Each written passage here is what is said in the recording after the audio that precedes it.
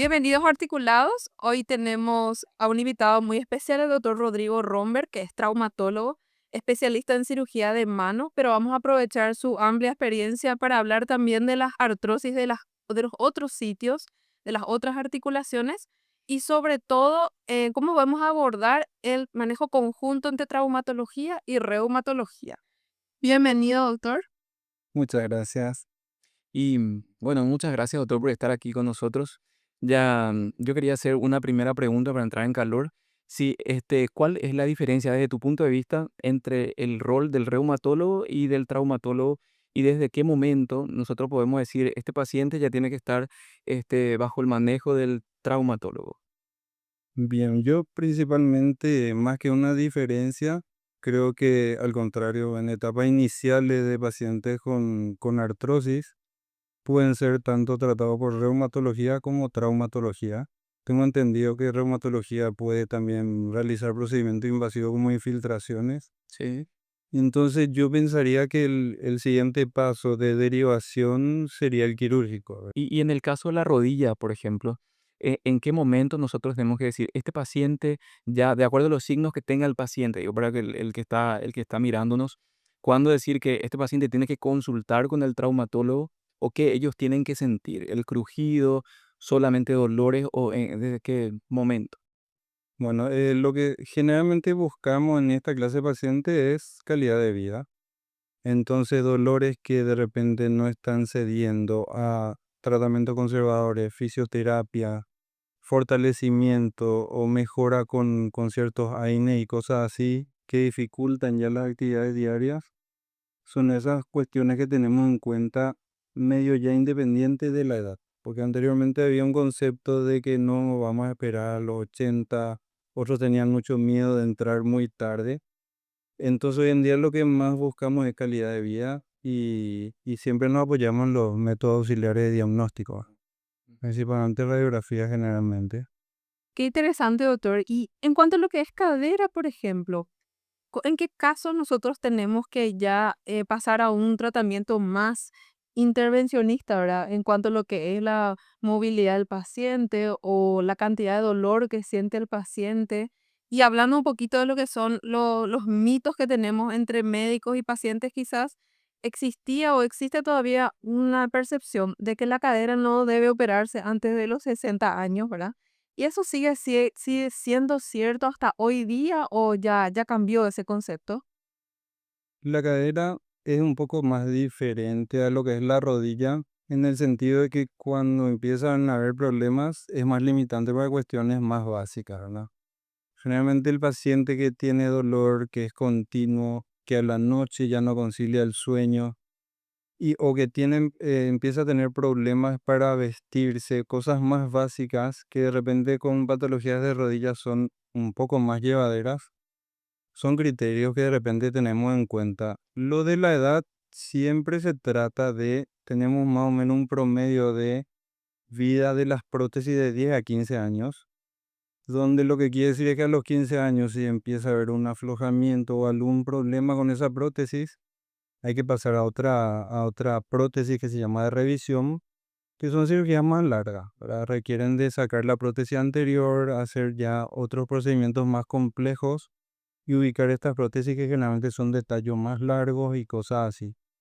Pero respecto a la edad, tampoco no es condicionante. Llegamos a tener pacientes, por ejemplo, secuelas de politraumas o secuelares de enfermedad de Pertes que tienen una agresión mayor a la cadera que requieren antes de edades tempranas. Entonces, como siempre, se busca calidad de vida y ayudarles con eso. Doctor, y hay casos en que nosotros vemos pacientes con artrosis secundaria en artritis, tienen artrosis de rodillas y de cadera, por ejemplo. Sí. ¿Cuál ustedes priorizan en ese caso? Primero se hace la cirugía, porque si tiene una indicación de ambas cirugías, digo, de reemplazo, ¿se hace primero, se prefiere rodilla o cadera? Por una Eh, cuestión funcional. sí, no hay una preferencia como tal. Generalmente tratamos de hacer lo que sea más disvalidante o que mayor disconfort le genera. Mm. Eh, y suele ser la cadera, me parece de repente, ¿verdad? No es muy fácil decir una u otra, pero La cadera puede hacer que el paciente de repente no se pueda sentar o que no pueda vestirse y de repente la rodilla tolera esas cosas. Entonces, de repente pasa por ahí. Y hoy en día lo que tenemos mucha mejoría en los tiempos quirúrgicos y generalmente el paciente de cadera al día siguiente está ya caminando, ¿verdad? Con andador, cosas así, pero la rehabilitación también es mucho más rápida hoy en día. Entonces son varias cosas que van cambiando respecto a lo que era antes. Una pregunta frecuente que hacen en consultorio es, ¿cuánto tiempo de reposo tiene que tener después de su intervención? ¿Un promedio, podemos decir así, en general, o varía mucho entre Por ejemplo, cada sitio? en las fracturas o prótesis que hacemos de cadera, lo que más cuidamos, porque a veces usamos prótesis que son cementadas, que el momento que el cemento está fraguado, eso es estable de por sí, pero no así las vías de abordaje que tuviste que tienen que cicatrizar, que son partes blandas. Entonces, en el caso de cadera, eso requiere de un equipamiento de ciertas estructuras de la casa, ¿verdad? En la habitación, que las camas sean un poquito más altas para que al sentarse el paciente no rompa los 90 grados, le llamamos, o en el baño de repente el trono para el inodoro, que son cosas que ayudan, ¿verdad? Para evitar complicaciones tempranas de la artroplastia. Ujú. Y en ocasiones nosotros tenemos pacientes que tienen dolor lumbar, dolor en la cintura baja, digo, y le hacemos todo el tratamiento médico ya, todo lo que nosotros podemos, así. En qué momento ahí interviene el traumatólogo y ya, supongo yo, en una situación más, este, que requiera de intervención? ¿Y qué es lo primero que hacen ustedes en ese caso? Eh, Y yo particularmente el manejo que me gusta tener con los pacientes con patología de columna es ver más o menos qué anda haciendo en el día a día, ver a buscar una causa de eso, dependiendo de los síntomas, ver si eso puede tratarse de una hernia de disco, si puede ser un desgaste articular, o de repente son pacientes que tienen antecedentes de golpe y hay secuelas de fractura que curaron, pero quedaron con alteraciones de la arquitectura de la columna. Entonces, con todo eso voy viendo qué pedir, ¿verdad? Qué métodos auxiliares y ver si cómo podemos tratar. Lo ideal siempre es que el paciente trate de enfocar lo que es fisioterapia en cuanto a analgesia, antiinflamación y no dejar ahí. Generalmente el paciente cuando ya no tiene dolor hace esa etapa y no vuelve hasta dentro de 2 o 3 meses que vuelve a tener molestias porque no pasó a la etapa de fortalecimiento, que es lo que más suelo ver. Entonces lo que yo trato es ya en esa primera vez que estoy con ellos hablarle de todo eso, de que esto a pesar de que no duela hay que fortalecer y tengo muchos pacientes que con manteniendo fortalecido o agarrando alguna actividad que antes no tenían como pilates, deporte en agua, andan perfectos. Y si no, lo que hago es enfocarme en los métodos auxiliares de diagnóstico y si hay algo invasivo que requiera como infiltraciones, que ahora tenemos la posibilidad, o de repente cirugías, lo que hago es sugerirle y derivarle al especialista. Y bueno, doctor, vamos a pasar un poquito ahora a lo que es más de tu especialidad. Y nos gustaría conocer un poquito la experiencia que tenés en relación a las famosas tendinitis de hombros, ¿verdad? Los pacientes, muchos nos consultan a nosotros porque nos llegan estos pacientes también al consultorio.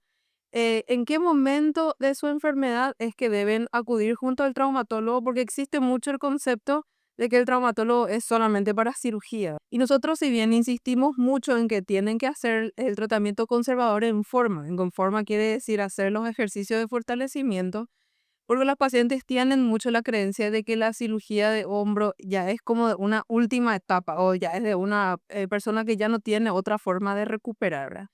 Y entonces queremos saber en qué momento deben acudir a ustedes, si es que hay alguna señal que debemos captar nosotros o bien los pacientes para acudir a tiempo y hacer el procedimiento que corresponde con el tiempo debido, ¿verdad?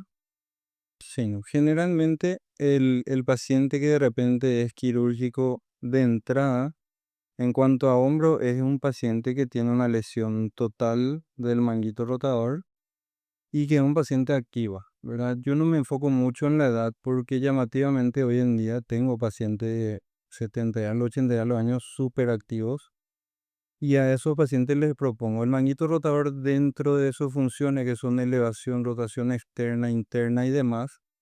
Una de ellas, la del supraespinoso, es ser depresor de la cabeza del húmero. Como hay un desbalance en esta patología entre el deltoides, que está bien generalmente fuerte, que lleva generalmente la cabeza del húmero hacia arriba, achica el espacio subacromial.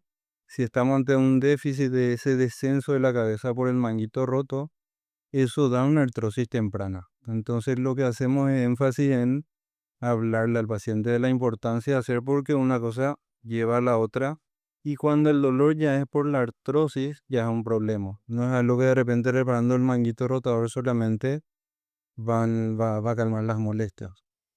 Ok, perfecto. Entonces, darle siempre el énfasis que se necesita el fortalecimiento muscular primero, ¿verdad? Es súper importante Sí. y tratar de ver qué tipo de lesión, ¿verdad? Porque la tendinopatía del hombro es una patología muy limitante por la movilidad que tiene la articulación del hombro.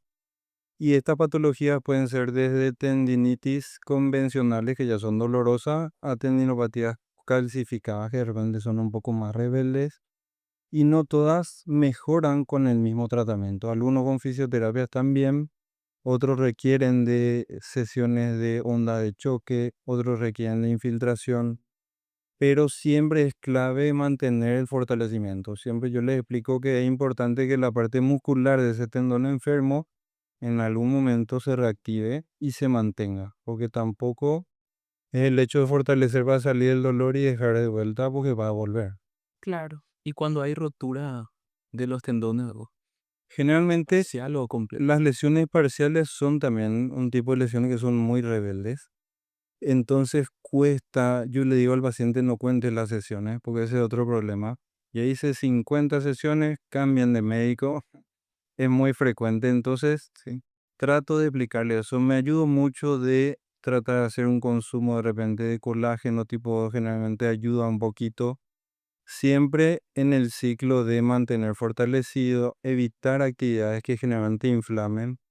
Le hago énfasis en no hacer mucha actividad con la mano arriba de la cabeza, sobre todo de empuje. Y le doy ejemplos, ¿verdad? Siempre le digo, ten en cuenta que para vos no es un esfuerzo, pero la puerta de la cocina requiere de que vos hagas este gesto. O si vas a colgar la ropa, lo mismo. No es dejar de hacer, porque como le digo, siempre puedes bajar el tendero a esta altura. O puedes poner un banquito para ayudarte a usar el otro lado con la puerta de la cocina.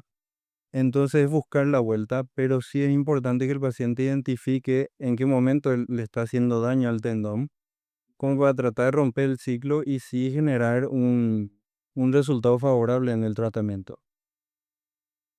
Súper bien, doctor. O sea, que generar conciencia más que nada en la importancia de mantener el hombro enfermo lo más fortalecido y por ende mantener la funcionalidad de ese hombro para evitar más lesión en ese hombro que ya está enfermo, ¿verdad? Y en relación a la mano, por ejemplo, que yo sé que realmente es la especialidad tuya, ¿verdad? Em, el famoso síndrome del túnel carpiano, ¿verdad?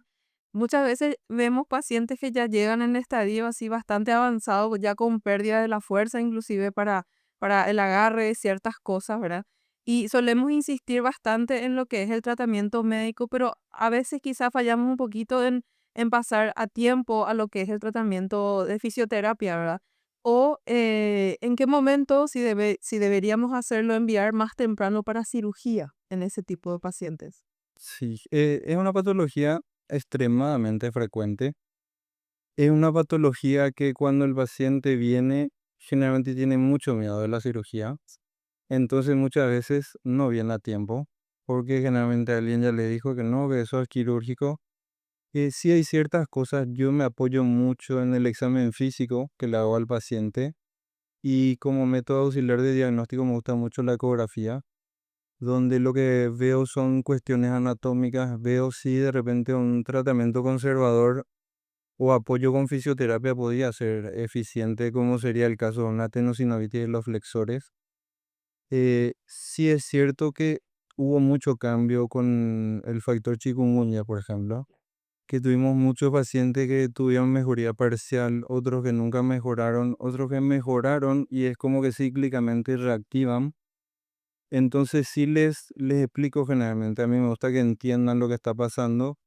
de que no es solo sensibilidad en ciertos dedos de la mano, sino que también tiene una rama motora, el nervio mediano, Cierto. y que cuando empiezan a haber fallas de que quieren abrir cosas o se le caen cosas de las manos, rompen tazas, platos, es porque probablemente la zona tenar de la cual depende la rama motora está empezando a atrofiarse y eso tiene solución con cirugía, solamente que al entrar, cuanto más tarde entremos a reparar, más va a tardar en recuperarse. ¿Verdad? Entonces, eso es lo que trato de explicarle al paciente y que el procedimiento quirúrgico en sí es algo relativamente sencillo siempre en buenas manos, ¿verdad? Y sobre todo que tiene una recuperación muy rápida, ¿verdad? Que de eso tienen un poco de Sí. miedo los pacientes a veces. Totalmente. Sí.